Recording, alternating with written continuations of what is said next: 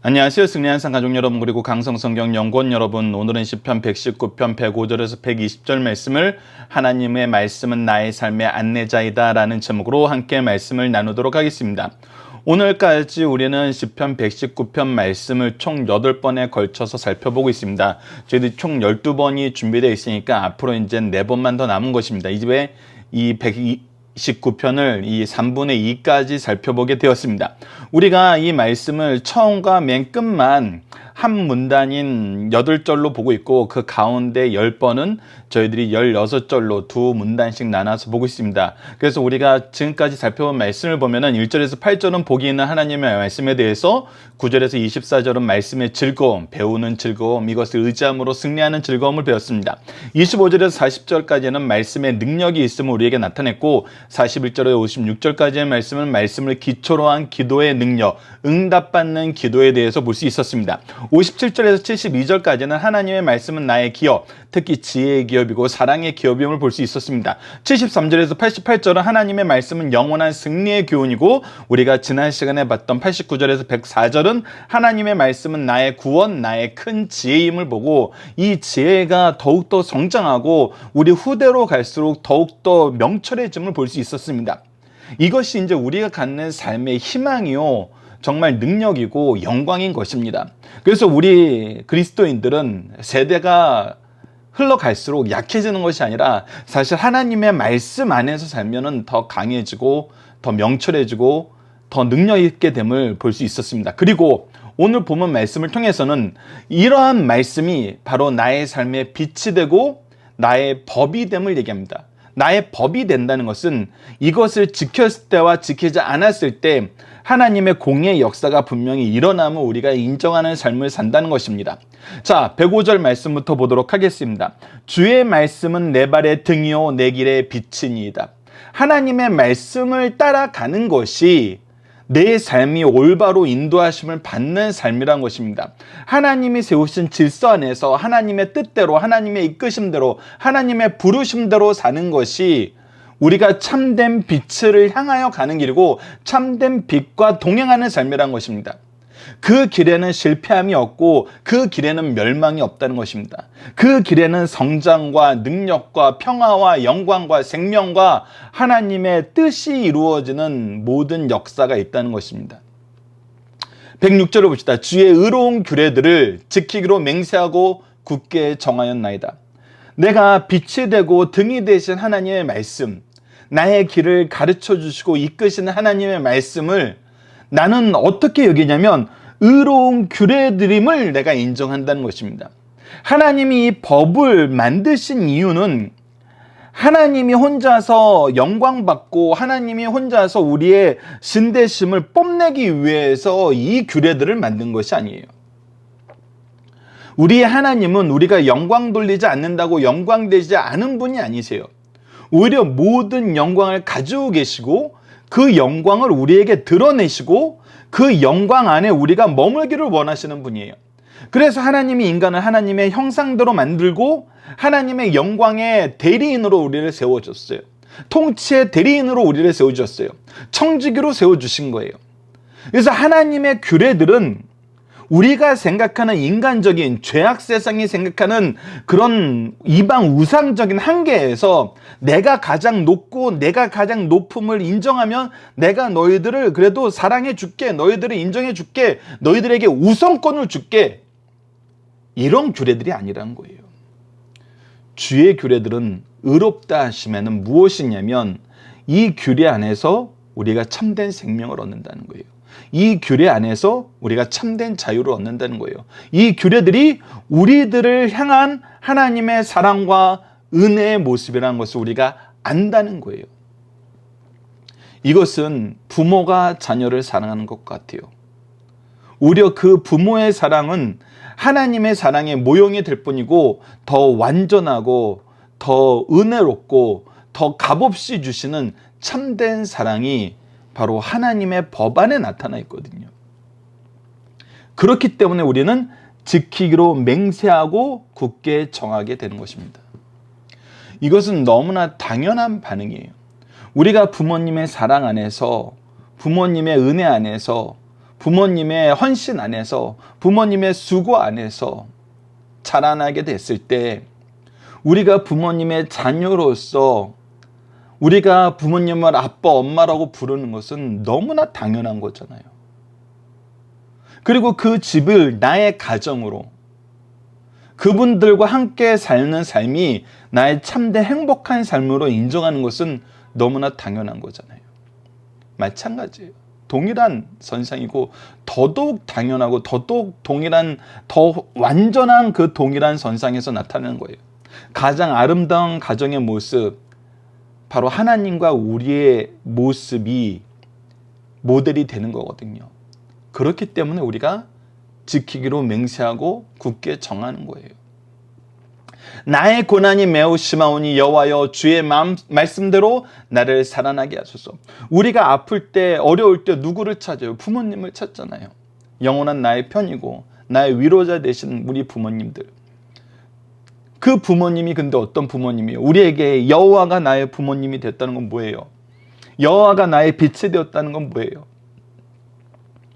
단순히 우리에게 위로가 되고 우리 편만 되는 것이 아니라 나를 살리시는 구원의 능력과 그 구원의 능력을 행하시기로 하신 하나님의 약속이 있어요. 그래서 주의 말씀대로, 주님께서 우리에게 약속하셨던 대로 우리를 살리셔서 구원하소서라는 기도의 간구를 우리가 능력 있게 드릴 수 있는 거예요. 여호와여 구하오니 내 입이 드리는 자원 제물을 받으시고 주의 공의를 내게 가르치소서. 자, 여기서 이제 우리가 드리는 가장 아름다운 기도의 모습이 나타납니다. 자, 여호와여 구하옵나니 이제 나는 아버지의 자녀예요. 하나님의 자녀예요. 그런데 우리는 지금 어떤 상태에 있어요? 자격이 없는 상태에 있어요. 아버지와 함께 생활하는 것이 무엇인지 잘 이해가 안 돼요. 그리고 그렇다고 내 마음대로 막 할 수 없어요. 나는 아버지를 사랑하기 때문에 사랑하는 마음으로 했어요 라고 할 수 없어요. 우리가 십계명 안에서도 이 부분이 분명히 드러나요. 어떠한 것으로도 하나님의 형상을 만들지 말라 그랬어요. 이 얘기는 뭐냐면 우리가 하나님을 사랑합니다, 하나님을 섬깁니다 라고 얘기하면서 하나님이 싫어하시는 걸로 내가 하나님의 사랑을 표현하는 경우가 있다는 거예요. 그것이 인간의 연약함이에요. 우리의 생각과 사상의 방향이 하나님의 의로운 규례들을 따라가는 모습으로 가는 것이 아니라 우리의 죄악된 모습을 따라가는 것으로 흘러가는 것이 지금 현재로는 더 당연해요. 우리가 아직 하나님의 거룩함에 완전해지지 않았기 때문에. 그래서 자녀된 사람들은, 하나님이 빛 되시고 길 되심을 인정한 사람들은 무엇부터 하냐면 여호와여 구하옵나니 구하게 돼요. 그리고 뭐예요? 내 입이 드리는 자원 제물을 받으시고. 자, 분명히 얘기하는데 여기서 전제는 내 입이 드리는 자원 제물이에요. 내 입이 드리는 자원 제물은 뭐냐면 우리가 드리는 기도와 찬양이에요. 자, 이 기도와 찬양을 할 때 전제된 게 뭐예요? 기도를 받으시는 하나님 아버지, 하나님이 나의 전능자 되시고 아버지 되시고 구원자 되시고 기도를 통해서 우리와 대화하시기를 원하는 분이심을 우리가 이미 말씀을 통해서 알아요. 찬양을 드린다는 것은 우리의 영광의 주체라는 거예요. 즉 우리가 하나님을 하나님으로 인정하는 거예요. 무엇에 따라서? 하나님의 말씀이 우리에게 가르쳐 준 대로 하나님만이 나의 하나님이시고 하나님만이 나의 아버지 되시고 하나님만이 영광 받으시 합당하시고 우리가 아버지께 기도드릴 때는 아버지께서 들어주신다 그랬기 때문에 우리의 입으로 드리는 자원 제물이란 것은 바로 우리가 하나님을 하나님으로 인정하고 아버지로 인정하고 구원자로 인정하고 우리에게 은혜를 한량없이 베푸시는 분임을 인정하고 의로운 분임을 인정하고 우리가 그에게 찬양과 기도를 드린다는 거예요. 그리고 이것을 받으시고 우리의 기도를 드시고 우리의 찬양을 받으시고 뭐예요? 주의 공의를 내게 가르치소서. 내가 어떻게 하나님의 뜻을 따라야 되는지, 우리가 어떻게 사는 것이 하나님의 백성으로 자녀로서 이 세상을 사는 것인지 그것을 내게 가르치소서. 이것은 앞서 말씀하고 동일하게 연결돼요. 우리가 지금 줄친 게 뭐예요? 바로 성경의 다른 표현들을 지금 초록색으로 줄치고 있어요. 주의 말씀, 주의 의로운 규례들, 주의 공의, 전부 뭐예요? 하나님의 말씀이에요. 아래 주의 법, 주의 법도, 주의 증거들, 주의 율례들, 이 모든 것 다 하나님의 말씀을 뜻해요. 내가 이거에 대해서 무엇 하길 원하는 거예요? 배우길 원하는 거예요.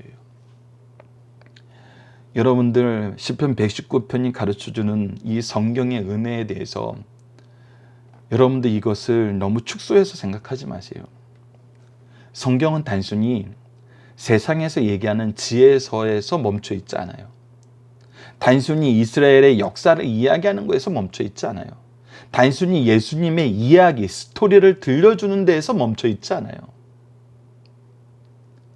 성경은 참된 진리이며 생명 되신 하나님의 역사가, 우리를 향한 역사가 무엇이고, 그 안에 하나님이 정하신 질서가 무엇이고, 우리를 향하여 하나님의 은혜로 주신 언약의 말씀이 무엇이고, 그것이 성취되면서 그 안에서 살아가는 인간들의 연약함이 무엇이고, 그 연약함을 붙들어 주신 하나님의 강권적인 능력이 무엇이고, 정말 우리가 질문을 가지고 보면 볼수록 그 질문의 근원적인 문제를 해결해 주시는 하나님의 지혜가 있는 지혜의 말씀이 우리가 보게 돼요. 여러분들 그래서 성경을 읽을 때는 두 가지 습관이 같이 있는 것이 중요합니다. 우리가 날마다 주의 말씀을 읊조립니다 라고 했던 것처럼 항상 하나님의 말씀을 가까이 하는 거예요. 항상 하나님의 말씀을 가까이 할 때 하나님께서 나에게 계속 지혜를 주세요.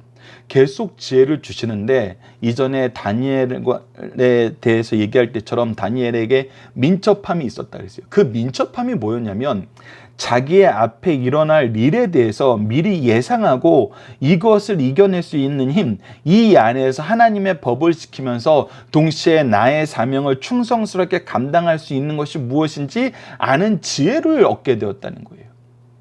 우리가 날마다 말씀을 가까이 하면은 이 다니엘에게 주셨던 이 민첩함을 우리에게 주세요. 이거는 우리가 이 세상을 살아나가는데 필요한 너무나 중요한 하나님의 능력이에요. 이 세상을 살아가면서 앞으로 이런 환경에서 우리가 이런 일을 당할 것을 미리 알고 이 일을 이겨낼 참된 지혜의 길을 알아요. 참된 지혜의 길을 안다 그랬을 때 이것이 주는 놀라움이 무엇이냐면, 우리는 살다가 가끔 어려움이 오면은 이 어려움을 두려워하면서 그 어려움을 공격하는 쪽으로 우리의 마음이 자연스럽게 휩쓸려요. 그래서 싸우는 쪽으로 가요. 대한민국 기독교가 이상하게 이런 쪽으로 많이 가요. 무슨 사건만 생기면은 막 카톡으로 싸우자, 모이자, 무찔르자, 막 이런 것들만 와요. 근데 우리가 하나님의 참된 지혜를 소유하면은 이미 미래에 그런 문제가 일어날 걸 알아요. 그래서 그것을 대비해서 우리가 무엇을 해요? 하나님의 말씀으로 준비를 시켜요. 하나님의 말씀이 주시는 능력이 바로 이거라는 거예요. 우리에게 막 우리의 정신을 혼란스럽게 하고 우리의 미래를 절망스럽게 만드는 것들이 사실 사라지게 돼요. 지금 코로나 때문에 위기를 느끼고 힘들어하는 상황이 많은데, 사실 말씀을 꾸준히 이어나가던 사람들의 모임은 멈춰지지 않아요. 우리 승리한 삶만 해도 그러잖아요. 우리가 코로나 때문에 이제 이 말씀 나누는 것이 멈춰집니까? 오히려 말씀으로 더 든든히 서게 되잖아요. 이렇게 말씀을 나누는 것이 더 중요하고 좋구나라는 것을 깨닫게 되고 더 말씀을 가까이 하게 되잖아요. 이것이 바로 하나님이 우리가 하나님의 말씀을 매일매일 묵상할 때 얻게 되는 유익이에요. 이 민첩함을 소유하게 돼요. 미리 알고 미리 준비하고 그 일이 왔을 때 흔들리지 않고 그 안에서도 여전히 하나님의 공의를, 하나님의 온유함을, 하나님의 복음을 전하는 기회로 삼아요. 그랬을 때 기독교인들이 세상에서 욕을 먹지 않는 거예요. 왜? 우리가 얘기하는 거는 구원의 내용, 은혜의 내용, 사랑의 내용, 헌신의 내용, 섬김의 내용이거든요. 그리고 또 말씀이 우리에게 주는 유익 중에 하나는 무엇이냐면, 여러분들의 인생에 해결할 수 없는 문제, 아니면은 중요한 문제는 아닌데 내 마음속 구석에 항상 남아있던 문제들, 내가 대답을 찾지 못했던 문제들에 대해서 그 질문들을 가지고 성경 말씀을 봐보세요. 말씀이 우리에게 해답을 줘요. 여러분들, 정말 하나님의 말씀은 놀라운 인도하심을 우리에게 보여줍니다. 그래서 109절의 말씀이 나오는 거예요. 나의 생명이 항상 위기에 있사오나. 이 얘기는 뭐예요? 나의 생명이 항상 위기에 있을 때에도, 그리고 나를 위협하는 것들이 이 세상에서 멈춰지지 않으나 나는 주의 법을 잊지 아니하나이다. 주의 법이 나의 생명줄이에요. 구원의 방주예요. 내가 아무리 큰 파도가 나를 둘러싸고 있어도 주의 말씀 안에 있으면 안전해요. 근데 너무나 어리석은 것 중에 뭐냐면, 파도가 강하게 친다고 우리가 방주에서 뛰어내려요? 우리가 잡고 있는 생명의 줄을 놔요? 바로 말씀을 멀리하는 것은 이런 것 같다는 거예요. 악인들이 나를 해하려고 올무를 놓았사오니 나는 주의 법도를 떠나지 아니하였나이다. 여러분들 보면은 얼마나 세상이 교묘한지 몰라요. 너 이런 상황에서도 예배 드리러 갈 거야? 너 이런 상황에서도 말씀 더 공부할 거야? 너 이런 상황인데도 기도 계속하니? 그래서 내가 기도하는 자리로 가는 길에 올무를 놓고, 내가 말씀을 배우러 가는 길에 올무를 놓고, 내가 주님께 예배드리러 가는 길에 올무를 놔요. 누구한테 그랬어요? 우리가 성경 안에서 다니엘의 역사에서 나타나잖아요. 그가 하루에 3번 기도하는 걸 알고 거기에 올무를 놨어요. 그러나 생명의 길은 어떤 길이란 거예요? 나는 주의 법도들에서 떠나지 아니하였나이다. 다니엘이 보여주는 삶의 모습이 무엇인지 보십시오.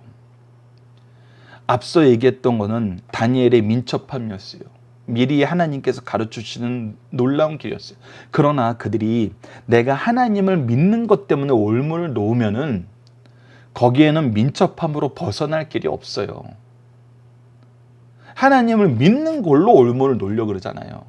악인들이 나를 해하려는 올무는 철저하게 하나님을 믿는 것에 올무를 놓는 거예요.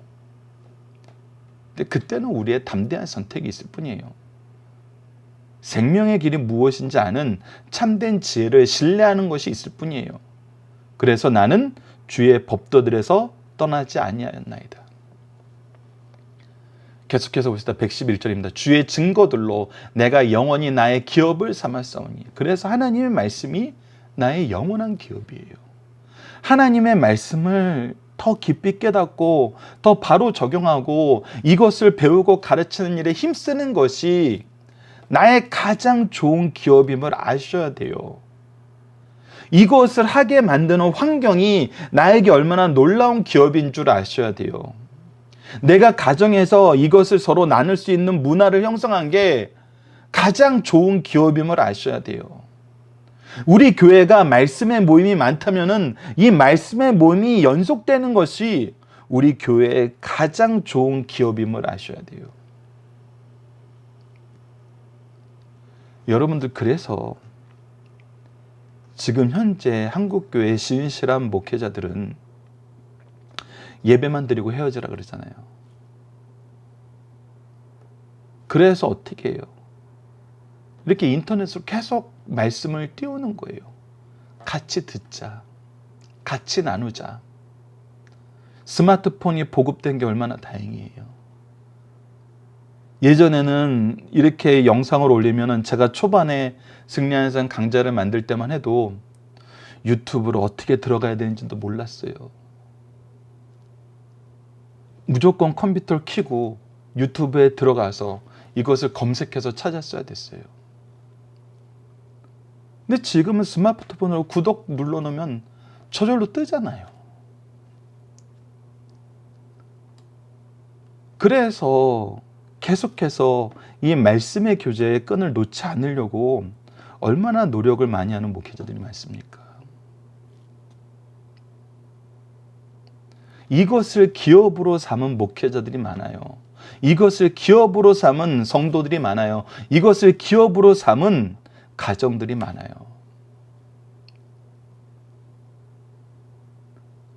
이 사람들이 왜 이것을 기업으로 삼았어요? 이는 내 마음의 즐거움이 되니다. 이것이 정말 즐겁기 때문이거든요. 어제 말씀을 통해서 104절 말씀을 통해서 봤던 것처럼 너무 달다는 거예요. 너무 좋다는 거예요.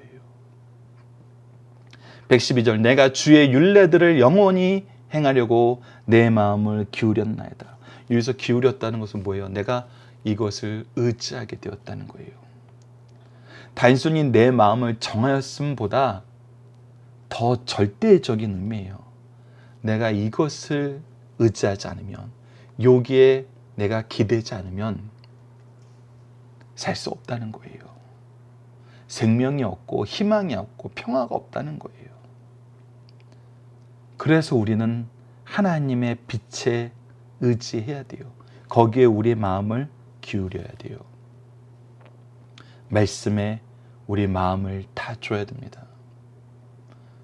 계속해서 봅시다. 이번에는 나의 법이 되심이 나타납니다. 기준이 되는 거예요. 113절 내가 두 마음을 품은 자들은 미워하고 주의 법을 사랑합니다. 두 마음을 품은 자들은 뭐예요? 이것도 택하고 저것도 택하는 거예요. 예전에 한 목사님이 예를 들어주신 이게 이제 미라라는 영화 안에서도 드러났는데, 어떤 성도가 교회에서 열심히 봉사하는 성도인데 어느 날 이 부처님 오신 날 석가탄신일 행사가 있을 때 어느 절 앞에서 교통정리를 하고 있더라는 거예요. 알고 보니까 거기도 열심히 나간다는 거예요. 제가 아까 얘기했던 미라라는 영화에서 전반부에 그런 얘기가 나와요. 한 안내인이 이 미라가 부활하는 걸 보고 기도도 했다가 뭐 성호도 그었다가 알라를 찾다가 그러다가 이제 히브리어 말로 딱 하니까 그 미라의 배경을 이제 옛날에 이스라엘 민족이 애굽에서 종로로 타던 때 배경으로 해서 그 미라로 변신한 그 괴물이 우리 노예들의 후손인가 보네 하면서 내 하인 노릇해 이렇게 하면서 끌고 가는 거예요. 5만 가지 기도를 다 쫓아다니면서 뭐 하는 거예요? 나 이것도 믿고 저것도 믿고 저것도 신뢰하고 이것도 신뢰하는 그런 마음이 이 두 마음을 푸는 자의 첫 번째 의미예요. 두 번째 의미는 무엇이냐면 이 두 번째 의미에 우리가 굉장히 주의해야 돼요. 우리는 첫 번째 의미에 대해서는 그렇지 않아야 된다는 것 아실 거예요. 우리 승리한상 가족 여러분들은 성경 전문 교사들이기 때문에. 근데 두 번째 의미의 두 마음을 품는 자는 뭐냐면 하나님을 신뢰한다 하면서도 정말 그럴까? 정말 그게 맞을까? 이렇게 생각하는 거예요. 근데 여러분들 이렇게 생각하는 이유 중에 하나를 칼빈도 얘기했던 것 중에 하나지만 그리스도인들이 쉽게 빠지는 이 어리석음 중에 하나인데 그건 뭐냐면 처음에 믿을 때 맹신했던 거예요. 하나님 말씀은 다 맞지. 하나님 말씀 따르면 복을 받는 거 맞지. 그러니까 그렇게 명제 하나를 맹신해 버리고 아무것도 안 하는 거예요. 하나님 말씀도 가까이 하지 않고 하나님의 말씀을 내가 잠잠히 읊조리는 것도 하지 않고 읊조리는 거 하지 않는다는 뭐예요? 하나님의 말씀의 역사를 확연하려 하지 않는다는 거예요. 그냥 맹신만 하는 거예요. 이것은 게으름이라 그랬어요. 영적인 게으름이에요. 하나님은 영적이든 육적이든 게으름을 용납하지 않으세요. 근데 그런 사람들이 대부분 믿는다 그래놓고 정말 그럴까? 에이 이거는 아니지. 이렇게 생각을 해요. 그것이 바로 두 마음을 품는 거예요. 근데 이런 자들을 미워하게 돼 있어요. 이런 자들은 무엇을 신뢰하지 않는 거예요? 하나님의 말씀을 신뢰하지 않고 하나님을 신뢰하지 않는 거예요. 하나님을 신뢰한다고 하면서 신뢰하지 않는 거예요. 이거는 뭐예요? 거짓말이에요. 맹신하는 자들은, 게으른 자들은 항상 이 두 마음을 갖기 쉬워요. 그건 잘못됐다는 것입니다. 주의 법을 사랑하니이다. 주의 법을 사랑하는 사람들은 어때요? 내게 가르치소서 하면서 배우길 기뻐하고 배운 것이 확인되는 걸 보며 즐거워해요. 자, 114절 봅시다. 주는 나의 은시초요 방패시라 내가 주의 말씀을 바라나이다. 그래서 하나님이 나의 방패 되시고 나의 보호자 되심을 우리는 항상 보고 이 말씀으로 살기 원해요. 너희 행악자들이여 나를 떠날지어다 나는 내 하나님의 계명을 지키려다. 그러면서 동시에 행악자들은 어떤 사람들이에요? 항상 무엇에 올무를 나요? 하나님을 믿는 것에 올무를 나요. 하나님을 못 믿게 하려고 우리를 넘어뜨리려고 하는 악한 계획들이에요. 근데 소용없다는 거예요. 나는 그리로 안 간다는 거예요. 나는 내 하나님의 계명을 지키는 삶이 즐겁다는 거예요. 주의 말씀대로 나를 붙들어 살게 하시고 내 소망이 부끄럽지 않게 하소서. 그럴 때는 하나님께서 하나님의 말씀대로 나를 구원하시고 하나님을 향한 내 소망은 결코 부끄러움을 당치 않는다는 거예요. 그래서 나의 삶의 가장 중요한 기도 중에 하나는 뭐냐면 하나님 나를 붙들어 살게 하시고 나를 붙드소서라는 기도라는 거예요. 이것은 우리가 앞서 얘기했던 것처럼 우리가 108절의 자원 제물을 통해서 얘기했던 것처럼 우리가 주의 공의를 우리 스스로는 알 수가 없어요. 우리 스스로는 지킬 힘이 없어요. 하나님이 나를 붙드셔야 돼요. 하나님이 나를 잡아주셔야 돼요. 그리하면 내가 구원을 얻고 주의 율례들을 항상 주의하리이다. 내가 하나님의 붙드심을 통해서 하나님의 구원과 율례의 역사를 통해서 이것을 면밀하게 자세히 깨닫고 살펴볼 수 있는 삶을 살게 된다는 거예요. 주의 율례들에서 떠나는 자는 주께서 다 멸시하셨으니 이들에게는 하나님의 심판이 있다는 거예요. 그들의 속임수는 허무한 것이니다. 이들의 속임수는 항상 뭐예요? 하나님께 떠나게 하려는 속임수예요. 하나님을 신뢰하지 않게 하려는 속임수예요. 자기도 떠나고 자기가 멸망의 길에 들어섰는데 거기서 자기만 멸망받는 게 싫다는 거예요. 이것이 바로 사탄의 본질이에요. 주께서 세상의 모든 악들을 찌꺼기같이 버리시나니 이들에겐 반드시 심판이 있어요. 하나님의 심판이 있습니다. 멸시를 받는 것이고 심판받아서 버리신 바 되는 거예요. 그러므로 내가 주의 증거들을 사랑합니다. 그러나 나는 하나님의 공의의 역사 안에서 주의 증거와 주의 역사와 주의 약속을 의지하며 사랑하며 살아나가는 삶을 살겠다는 겁니다. 내 육체가 주를 두려워함으로 떨며 내가 또 주의 심판을 두려워합니다. 그래서 하나님의 법이 내 삶의 기준 된다는 것입니다. 하나님이 정하신 대로 사는 것이 우리에게 가장 아름다운 길인가 동시에 반대는 뭐가 있어요? 하나님의 심판이 있어요. 자, 그래서 105절에서 112절은 하나님의 말씀이 주는 사랑, 은혜가 나타난다면 이 113절에서 120절 하나님의 심판, 하나님의 공의가 나타나는 거예요. 하나님의 역사는 이 사랑과 공의를 완벽하게 이루시는 거예요. 은혜와 심판을 완전하게 이루셨어요. 누구를 통해서? 예수 그리스도를 통해서. 그래서 우리가 예수님께서 요한복음 14장 6절을 통해서 말씀하셨던 것처럼 내가 곧 길이요 진리요 생명이니 나로 말미암지 않고는 아버지께로 갈 자가 없느니라는 이 의미가 바로 여기에 있어요. 참 신이며 참 사람이신 하나님이 아니고서는 하나님의 사랑과 공의를 완벽하게 이룰 수 없어요. 은혜와 심판이 완벽하게 조화될 수가 없어요. 그것을 우리가 또 미리 시편 119편 105절에서 120절 말씀을 통해서 미리 맛보게 되는 것입니다. 그래서 이것을 하나님의 말씀을 통해서 배워서 하나님의 말씀은 나의 빛이요 나의 법입니다 라고 고백할 수 있는 것입니다. 자, 본문 묵상하기를 통해서 간단하게 다시 한번 확인하겠습니다. 주의 말씀은 성도에게 무엇과 같나요? 등이요 길의 빛이라는 거예요. 하나님의 말씀이 있으면 우리는 헤매지 않아요. 바로 가게 되고 바로 갈 힘을 얻어요. 성도는 등이어 빛이 되신 말씀을 어떻게 하길 원하나요? 106절부터 지키기로 맹세하고 108절에서는 내가 입으로 드리는 자원 제물을 드려요. 그리고 이것을 통해서 배우기를 기뻐해요. 찬양과 영광을 돌리고 기도를 드리고 배우기를 기뻐해요. 그리고 이것들을 잊지 않아요. 109절에 나타난 거예요. 그리고 110절은 떠나지 않나요. 그리고 이것을 영원한 나의 기업으로 사요. 나의 가장 좋은 기업이라는 거예요. 말씀의 지혜를 계승한 것이 가장 좋은 기업이에요. 우리 가문에 주신 은혜 중에 하나는 아버지를 통해서 성경 정권에 대한 강해짐을 집필할 수 있도록 하나님께서 인도해 주시는 것이고, 제가 정말 같이 공부에 참여 못하는 집사님을 위해서 동영상 강의를 만들고 나서부터는 저는 이제 성경 66권의 전체 강의를 만들어서 제 아이나 제 제자들이 언제 어디서건 말씀의 지도를 받고 싶을 때, 시작하기 어려울 때 어느 부분 말씀도 다 들을 수 있도록 동영상 강좌를 만드는 거거든요.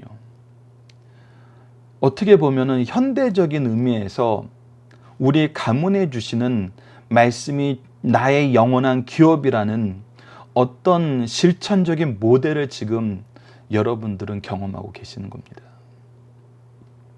이런 식으로 이거는 우리 가문에 주신 한 모델이고, 이것이 정말 계속 계승되도록 제 아들 세대, 제 제자들은 이것을 또 어떤 모습으로 확장시켜 나갈지 전 너무나 기대가 돼요. 하나님은 반드시 이 기업을 저의 자녀와 저의 영적인 자녀들에게 영원히 주시기를 기도합니다. 그리고 112절에서는 이것을 영원히 행하라고 내 마음을 기울였습니다. 이것은 뭐예요? 내가 이것을 행하기 위해서 하나님만 의지합니다. 하나님만 의지합니다. 이 말씀만 의지하면서 이 말씀을 실천하는 삶을 살기를 기뻐합니다 라고 고백하는 거예요. 자, 주의 법을 사랑하는 사람들은 무엇을 미워합니까? 두 마음과 행악자들을 미워합니다. 이들은 하나님을 신뢰하지 않는다 그러면서 신뢰한다고 얘기하는 거짓말쟁이들이고, 이들은 하나님께서 떠나가고 자기만 떠나가는 것으로 만족하지 않고 같이 넘어지게 하려는 유혹자들이에요. 거짓말쟁이요, 유혹하는 자들이라는 거. 여러분들, 이것이 사탄의 본질이고 죄악 세상이 요구하고 뒤로 목적을 감추고 우리를 공격하는 모습임을 아셔야 됩니다. 그래서 우리의 싸움은 이들을 무찌르는 것을 하나님께 맡기고, 우리는 욥이 얘기했던 대로 내 입술로 범죄하지 아니함을 감사합니다. 우리로 주의 복음의 사명을 감당하게 하시옵소서라는 사도들의 기도와 말씀처럼 우리들의 방향은 이 죄를 범하지 않는 거예요. 우리가 의로운 싸움을 한다 하면서 죄를 범하는 것은 앞서 얘기했던 대로 다니엘이 가졌던 민첩함이 없는 것이고 오히려 어리석음에 빠져 있는 거예요. 말씀을 가까이 했던 사람들은 이거에 흔들리지 않아요. 말씀을 가까이 했던 사람들이 어떤 문제를 해결하기 위해서 악을 행하지 않아요. 이거 우리가 정말 소유해야 되는 놀라운 능력입니다. 자, 본문의 중심 사상을 봅시다. 정말 디모데후서 3장 15절에서 17절, 우리가 가장 사랑하는 말씀 중에 하나이고, 성경은 무엇인가요? 했을 때 신앙의 교과서라는 부분을 배울 때 나눴던 말씀입니다. 성경은 능히 너로 하여금 그리스도 예수 안에 있는 믿음으로 말미암아 구원에 이르는 지혜가 있게 하느니라. 이 말씀 안에는 구원에 이르게 하는 하나님의 지혜가 있어요. 모든 성경은 하나님의 감동으로 된 것으로 하나님께서 역사하셔도 된 거예요. 그래서 왜 성경은 한 자도 틀림없는 하나님의 말씀입니까? 라고 했을 때, 성령께서 사도와 선지자들이 성경을 기록할 때 성령께서 그들의 죄의 오염을 막으시고, 죄의 오염을 막았다는 것은 누구의 기준으로 보게 만들었다는 거예요? 오직 하나님의 기준으로 보게 만들었다는 거예요. 하나님의 기준으로 기록하도록 만들었다는 거예요.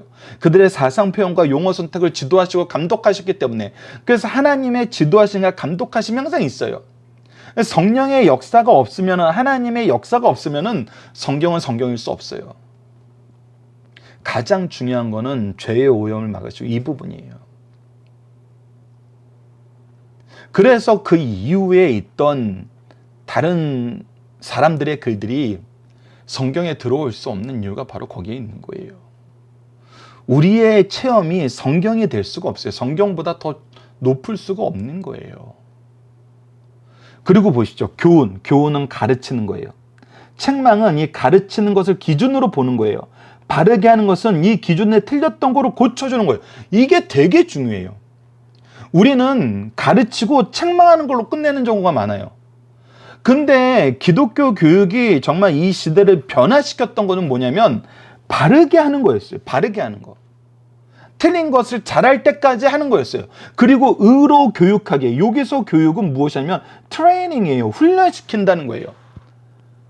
그러니까 바르게 하고 바르게 한 걸 의로 계속 행할 수 있도록 우리는 계속 옆에서 코치를 하는 거예요. 트레이닝을 시켜주는 거예요. 이게 뭐예요? 교육의 연속성이에요.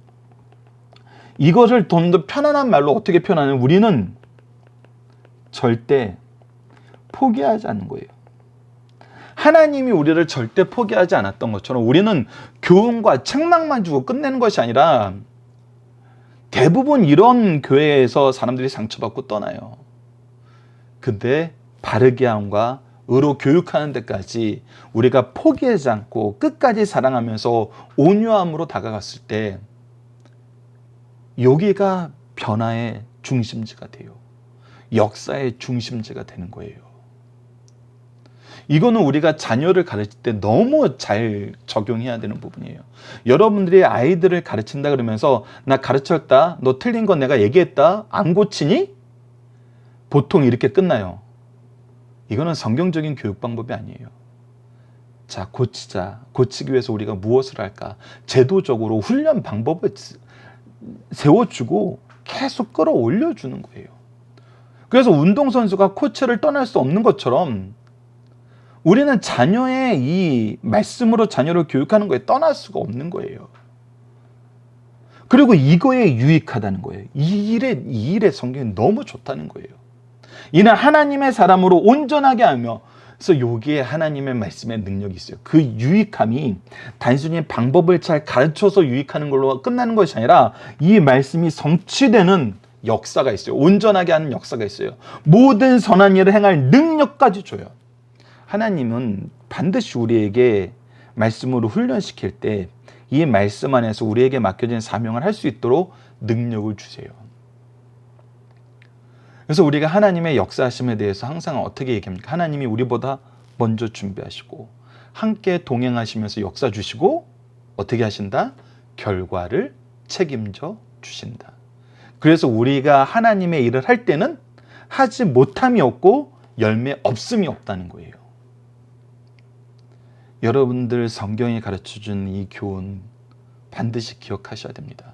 요한일서 5장 13절도 봅시다. 내가 하나님의 아들의 이름을 믿는 너에게 이것을 쓰는 것은 너희로 하여금 너에게 영생이 있음을 알게 하려 함이라. 하나님이 우리에게 하나님의 아들을 믿는 믿음 안에서 영생을 이미 주셨다는 거예요. 우리는 신분이 변했어요. 하나님의 인도하심 안에서 능력도 변했어요. 결과를 보는 기준도 변했어요. 우리는 하나님의 기준으로 세상을 봐요. 위의 성경 구절은 성경이 우리에게 어떤 말씀이 잘 알려줍니다. 시편 119편의 전체도 하나님의 말씀을 9가지 율법, 말씀, 증거, 도, 법도, 율례, 계명, 판단, 규례로 표현하면서 말씀의 기능을 잘 가르쳐주고 있어요. 오늘 상고한 말씀은 119편 22연 중 14번째와 15번째 말씀으로 하나님의 말씀이 우리의 삶의 안내자임을 가르쳐주는 거예요. 그래서 우리의 삶의 등불이고 우리 삶의 빛이라는 거예요. 자, 중심사를 보시다. 첫 번째, 하나님의 말씀은 내 발의 등이요 내 길의 빛이니이다. 이 세상은 죄로 말미암아 영적으로는 흑암과 같은 어둠에 있어요. 하나님 말씀은 이 같은 죄악 세상에서 나를 안내하는 등이며 나의 길을 비추는 빛입니다. 본문의 삶은 모든 영역에서 이 빛을 받아 살기를 소원하는 성도의 바른 삶의 모습을 보여주는 말씀이에요. 모든 영역에서 이 빛을 받아 살아요. 우리 삶의 모든 영역에서 우리가 교회에 와서만 받는 것이 아니라 학생들은 공부하면서 직장인들은 일하면서 이 세상의 치열한 여러 가지 모습 속에서 하나님의 말씀이 우리의 빛이라는 거예요. 두 번째, 성도의 삶은 말씀으로 판정받는다는 것입니다. 성도들의 삶이 하나님 앞에서 경건함과 불경건함과 판정은 어떤 철학이나 도덕률에 있지 않고 오직 하나님의 말씀만이 기준입니다. 그래서 하나님 말씀이 나의 법이라는 거예요. 우리 삶의 공의의 기준이라는 거예요. 그래서 성경은 무엇입니까? 라고 했을 때 하나님의 말씀이요 신앙의 교과서요 천국 가는 안내서의 마지막이 뭐예요? 최후의 심판의 기준서입니다. 심판의 기준을 우리에게 가르쳐주고 있어요. 말씀을 따라 사는가를 판정하는 것이 가장 바른 판정이며 이것을 지키는 것이 우리에게 가장 중요하다는 것을 가르쳐주고 있어요. 세 번째, 말씀을 등불 삼아 삶의 모든 영역에서 인도함을 받자는 거예요. 성도들은 하나님의 말씀이 나를 안내하는 등이요 나의 길을 비추는 빛이라는 사실을 고백해야 됩니다. 고백하게 하세요. 모든 삶의 영역에서 말씀을 구체적으로 인도함을 받아 살아가게 합니다. 또 나를 붙들어주는 말씀 안에 바르게 살아 성도의 품위를 지킬 것을 알죠. 성도가 성도답게 되는 것은 말씀을 안에서, 말씀을 따라서, 말씀으로 나타내는 거예요.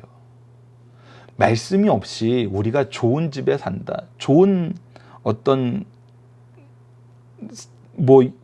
예배당을 가지고 있다, 이게 우리의 품위가 아니에요. 말씀 안에서 말씀으로 말씀대로 이것이 우리의 품위임을 다시 한번 기억합시다. 자, 본문 다지기입니다. 첫 번째, 시인은 왜 주의 공의를 가르쳐달라고 합니까? 우리가 이것을 알 수 없기 때문이에요. 우리는 배워야 돼요. 배우지 않으면 안 돼요. 가르쳐 주소서 하고 열심히 배우고 가르쳐야 돼요. 두 마음을 품은 자는 어떤 사람입니까? 앞서 얘기했다시피 이것도 믿고 저것도 믿고 이런 것도 두 마음이지만 하지만 동시에 또 다른 한 가지는 난 믿습니다 해놓고 뒤에서는 정말 그럴까? 혹시 아니면 어떻게 하지? 의심하는 걸 얘기해요. 자, 세 번째, 시인은 무엇을 반복적으로 간구합니까? 나를 붙들어 살게 하소서, 나를 붙드소서. 즉 우리가 하나님의 도우심, 은혜의 역사가 아니면 부끄러움을 당할 수밖에 없고 심판을 받을 수밖에 없다는 거예요. 그래서 소망을 가지고 구원을 가지고 살기 위해서는 하나님이 나를 붙드셔야 된다는 것입니다. 자, 성도들은 왜 환난 가운데에서 말씀을 더욱 사모하고 말씀을 지키고 말씀을 선포하는 삶을 살게 되나요? 자, 환난 가운데서 말씀을 더욱 사모하는 건 뭐예요? 말씀이 나의 빛이 되고 구원이 되기 때문이에요. 말씀을 지키는 이유는 뭐예요?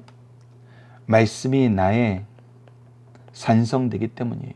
그리고 이것이 하나님의 법이기 때문이에요. 말씀을 선포하는 삶을 사는 이유는 뭐예요? 이것이 우리에게 주신 사명이기 때문이에요. 복음의 사명. 마태복음 28장 19절로 20절처럼 땅끝까지 이뤄 내 증인이 되라 하신 이 말씀. 사실 말씀을 우리에게 주신 이유는 우리가 하나님의 빛을 통해서 구원을 얻고 하나님의 법으로 하나님의 공의를 깨닫고 그리스도의 사랑으로 새 생명을 얻음을 선포하게 하시는 거예요. 이 선포하게 하신다는 이 부분 안에서는 여러분들 이 부분 우리가 또 조금만 논의한다면은 이것은 신약의 성도들에게만 주신 특권이 아니에요. 이것은 창조의 하나님이 원래 인간을 통해 이루시고자 하시는 거였어요. 그것이 바로 하나님의 형상의 뜻이고 생육하고 번성하며 정복하고 다스리라는 말씀이 바로 하나님의 통치를 선포하고 하나님의 은혜를 선포하는 거하고 연결돼요. 그래서 그것이 계속 연결되는 거예요. 하나님은 하나님이 정하신 그 뜻이 한 번도 꺾이지 않고 더 놀라운 모습으로 완성됨을 예수 그리스도를 통해서 우리에게 보여주신 거예요. 정말 예수 그리스도가 은혜 중에 은혜라는 것은 뭐냐면 우리의 신분, 우리의 원래 모습이 완전히 망가졌음에도 불구하고 우리가 이 일을 이루시려는 이 일을 내버려 두지 않고 구원하시려는 하나님의 놀라운 역사가 꾸준히 있었지만 이것을 또 더 힘써 어겼음에도 불구하고 정말 환장할 정도로 어겼음에도 불구하고 하나님은 끝까지 이루셨다는 거예요. 하나님의 뜻은 반드시 성취된다는 거예요. 그 방법이 대속의 죽으심을 보여주는 놀라운 사랑, 완전한 은혜라는 거예요. 그래서 예수 그리스도의 이 죽으심과 부활이 우리가 선포해야 되는 복음의 핵심이 되는 이유예요.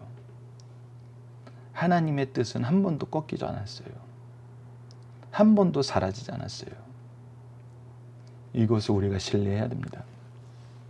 자, 이번 주 공동 기도 제목은 하나님의 말씀이 얼마나 소중한지 깨닫게 하시고 말씀을 풍성히 주심이 큰 은혜임을 고백하는 삶을 살게 하여 주소서입니다. 그리고 오늘 본문 말씀을 통해서는 하나님의 말씀의 빛이 되어 우리를 어둠에서 이끌어내시고 구원의 약속을 이루셔서 우리로 은혜 안에 있게 하시고 심판의 기준이 되셔서 하나님의 공의를 나타내심을 보게 하시니 감사합니다. 구원의 약속, 은혜, 공의. 우리도 빛이 되신 하나님의 말씀을 항상 가까이 하며 즐거워하여 환난을 이기고 세상을 이기는 삶의 증거가 되게 하여 주소서라고 기도하는 우리 승리한 상 가족 여러분들, 강성 성경 연구원 여러분들이 기도합니다. 감사합니다.